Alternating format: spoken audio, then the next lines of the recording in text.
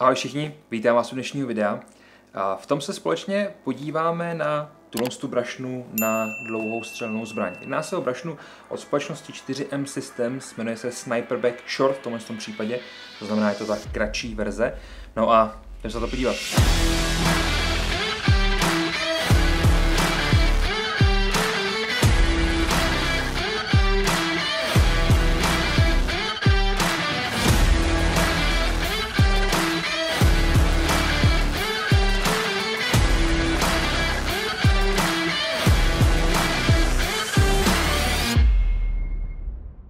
Musím se přiznat, že v okamžiku, kdy se mi dostala do ruky ta brašna, tak jsem se na ní docela těšil. Je pravda, že patří spíš k těm dražším kouskům, nicméně je tady spousta věcí, které je potřeba si zmínit a spousta věcí, které si myslím, že to odlišej od konkurence. Samozřejmě ta cena je potom už odpodstatnitelná, každý si to bude brát tak, jak potřebuje, ale za mě je to opravdu moc pěkný kus sortimentu, respektive vybavení.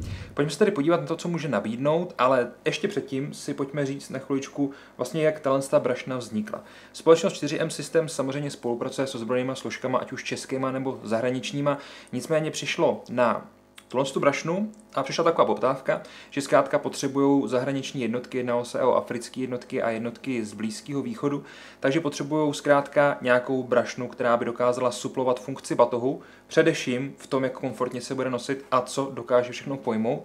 Potřebují, aby byla opravdu pevná, potřebují, aby byla opravdu odolná a aby zkrátka splňovala všechno to, na co je armáda zvyklá. Vznikla tady ta brašna, poměrně úspěšně se prodává, především samozřejmě v těch vojenských jednotkách, ale i v soukromém sektoru, což je důležité si říct.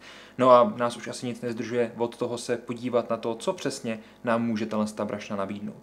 Délka je 110 cm, váha 2 kg, což se může zdát hodně, nicméně je to Cordura 500D se spoustou technických prvků, které samozřejmě na té hmotnosti přidávají. Ještě dřív, než se do ní podíváme, si samozřejmě projdeme jednotlivé věci, které tady najdeme a mohli bychom začít u toho, jakým způsobem se dá ta brašna přenášet. Nahoře máme pěkný měkčený madlo, který vlastně je, teď to vypadá, že to nezvednu, jo? Já bych to zvednul, nicméně to mám fakt plně naložený, takže to je poměrně těžký, což je vlastně super, jelikož si tady můžeme i ukázat, jak moc to vlastně může být objemný, ty věci, které máme vevnitř a kolik to vlastně může vážit. V tomto případě ta brašna už má skoro 10 kg s tím vším, co je uvnitř. Takže nahoře máme tohle madlo, který je pěkně měkčený, takže to můžete v pohodě přenášet. Máme tady samozřejmě i ramenní popruh. Líbí se mi, že všechny tyhle Dčka a Gčka, všechno, co tady najdete, samozřejmě až na tyhle, které jsou na tom ramenním popruhu, tak jsou ocelový, což je super, jelikož to má opravdu zvýšenou odolnost, což tady samozřejmě byl ten hlavní záměr z toho pouzdra. Takže ramenní popruh dílkově nastavitelný, máme tady takovýhle pěkný měkčení, který je samozřejmě posuvný a z druhé strany má protisklizovou vrstvu, což je za mě důležitý, můžeme se to odepnout, jelikož tenhle ramenní popruh budeme potřebovat potom ještě na něco a tu brašnu si můžeme otočit, abychom poznali,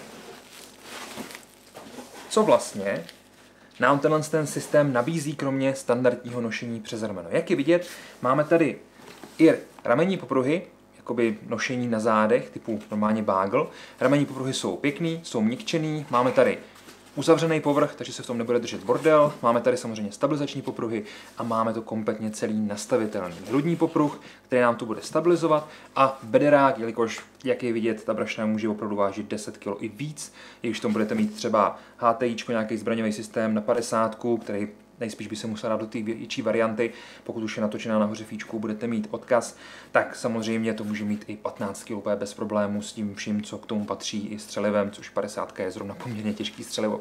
Nicméně máme tady takovýhle pěkný měkčený bederák, zajišťovaný na takovýhle pěkný Fastex.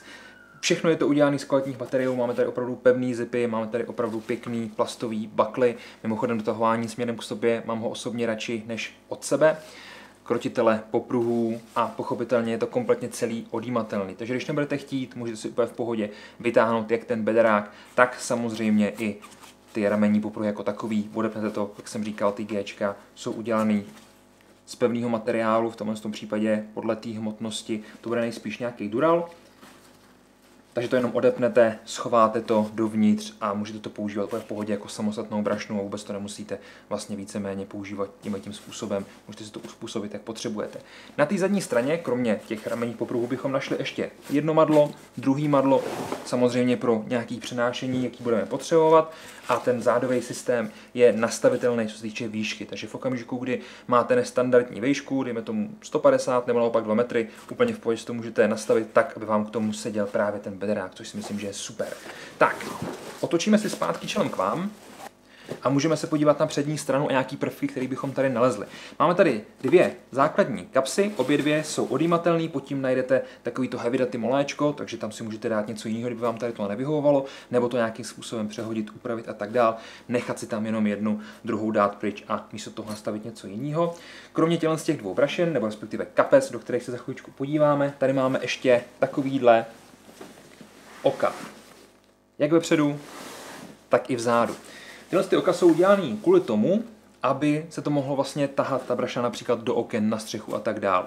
Jelikož ne vždycky máte šanci být pěkně po schodech a po schůdkách až na střechu tam, kam potřebujete, nebo zkrátka se dostat na nějaký místo, na skálu například. Takže v tomhle případě jenom vezmete karabinu, zaháknete to vlastně za tyhle ty popruhy, nebo respektive za ty oka, které jsou na těch dvou stranách, jsou udělány tak, aby byly prošitý, opravdu jsou perfektně prošitý skrz na skrz, pod tím jsou ještě podložený, takže si vůbec nemusíte bát, že by se to utrhlo. Opravdu bylo to zkoušený, testovaný, takže tohle to něco vydrží. Doufám, že se jednou dostaneme k tomu, že si budeme moct tohle pouzdro otestovat sami. Samozřejmě momentálně je to pouzdro trošku vyšší cenové kategorie, takže si musíme chviličku počkat, ale věřím, že se tam dostaneme. Takže tím jsme se vlastně prošli takový ty technické prvky a za mě se klidně můžeme podívat dovnitř už do těch kapes. Ta brašna, kapsa, já furt říkám brašna, jelikož je udělána vlastně tak, že vy si to můžete odepnout, můžete si vzít ten ramenní popruh, který jsem si tady schoval, a vlastně si ho zapnout do z těch bočních ok a díky tomu máte brašnu přes rameno a úplně v pohodě to tak můžete používat. Takže je to tady zase vymyšlený hlavou, pochopitelně bylo to dělané s vojákama, takže tady můžeme předpokládat, že tady tyhle ty věci budou. Máme tady pěkný hmatníky, které budou otevírat i v rukavicích, hezký stay zip a zároveň i opravdu perfektní velkou légu. Tahle léga má 2 cm a úplně v pohodě nám přetáhne ten zip, takže si vůbec nemusíme bát, že i když bude opravdu velký slejvák, takže by to nějakým způsobem proteklo. Tahle brašna je za mě dost objemná, mám tady umístěný zásobníky, mám tady umístěný střelecký sluchátka, jelikož taková věc, v okamžiku, kdy máte střeleckou brašnu nebo jakýkoliv takovýhle střelecký doplněk, tak za mě je vždycky problém tam nacpat sluchátka, jelikož jsou velký, neobjemný, takže jsem rád, že jsem se vešli úplně v pohodě a vedle toho mám dalekohled od Vortexu. Na druhé straně, v té druhé brašně, najdeme takovou podlouhou kapsu, uvnitř bychom našli takový základní pořadač, ukážeme, vlastně v horní části, tam mám daný brejle, střelecké rukavice, mám tady nějaké další věci od Snookpacku, mám tady jednu takovou sadu na rozebírání zbraní, v okamžiku, kdyby se něco stalo, a mám tady daný i zásobníky. Tyhle ty kapsy za mě úplně nepočítají s tím, nebo samozřejmě můžou být na to, abyste si dovnitř dali ty zásobníky, nicméně k tomu slouží především ten hlavní prostor. Tohle jsou opravdu takové doplňky, které potřebujete a umístíte se je tak, abyste se po nich rovnou mohli šáhnout. No, tím jsme si prošli vlastně ty brašny a můžeme se klidně podívat do toho hlavního prostoru. Rozepneme si to měkčení a je tady jeden takový technický prvek, který se mi za mě moc líbí. Máme tady, to zkusím ukázat, légu přes hlavní zip, která má úplně bez problému 4 cm a je udělaná na magnety. Takže nikde žádný suchý zip, který byste trhali a bylo by to slyšet, jelikož suchý zip je samozřejmě v noci slyšet fakt hodně. Takže tady máme pěkný magnety, který, když klikneme, kdyby se nám stalo, že to pustíme, tak zdaleka nejsou tak hlasitý, jako je například suchý zip a zároveň ten zvuk může být zaměnitelný za cokoliv jiného. Každý hnedka nedojde, že to byl sucháč nebo respektive, že to byl magnet a když to přeložíte opravdu potichu, tak si myslím, že to není vůbec skoro slyšet. Z té horní strany, ještě než se podíváme dovnitř, si můžeme všimnout opravdu precizního prošití, všechno je pěkně rovný, nikde se nám to nezbíhá, nerozbíhá, nekoukají z toho žádný nitě, když si projdete kompletně celou tu brašnu, tak fakt nejdete ani jednu nit, což je za mě důležitý, jelikož standardně ty brašny jsou tak, že kdybyste ostříhali z toho ty nitě, tak si z toho můžete klidně ušít další brašnu a tohle je opravdu moc pěkně udělaný. Beru standardní brašny typu, no, asi nechci jmenovat značky, nicméně myslím si, že každý z nás ví, kam tím směřujeme. Tak, Dost bylo řečí, pojďme se podívat do toho hlavního prostoru. Tu lébu si dáme takhle stranou, respektive klopu, a rozepneme si to. V okamžiku, kdy to rozepnete, tak zjistíte, že ačkoliv je to pouzdro na jednu zbraň, tak se můžete v pohodě dostat dvě. On se to před váma takhle otevře, teď přemýšlím, jak to udělat, abyste to dobře viděli. Tak, hele. On se to před váma rozevře a vy máte vlastně na té zadní části, kde vlastně je ten zádový systém, tak máte takhle pěkně udělanou systémovou montáž z moléčka, díky tomu si tam můžete vlastně tu zbraň umístit tak, jak potřebujete.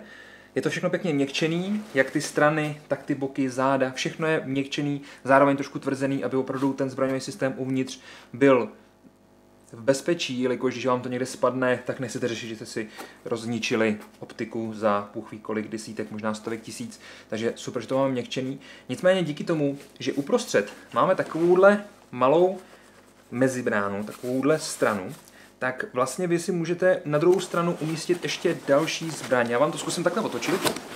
Tady mám Evo ve verzi Carbine, to si můžu dát stranou, ať mě tady neprudí. A můžeme si ukázat ještě jednou, vlastně takhle vypadá to moléčko. Jsou to opravdu odolně prošitý popruhy. Máme tady vlastně 5 řádků v různých dílkách, aby se tam opravdu mohli jakýkoliv zbraňový systém upnout, umístit, což je za mě super. No a na té druhé straně, jak jsem říkal, mám umístěnou vlastně svoji malorážku a v tom případě si taky vyndáme,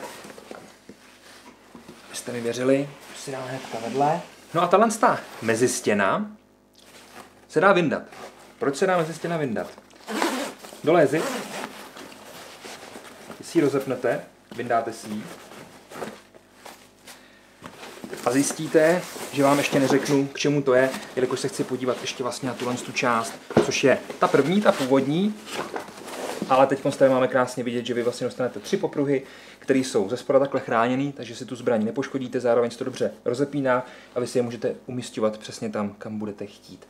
Tak, pojďme si to ostovat stranou a podívat se na to, co jsem tady vytáhnul.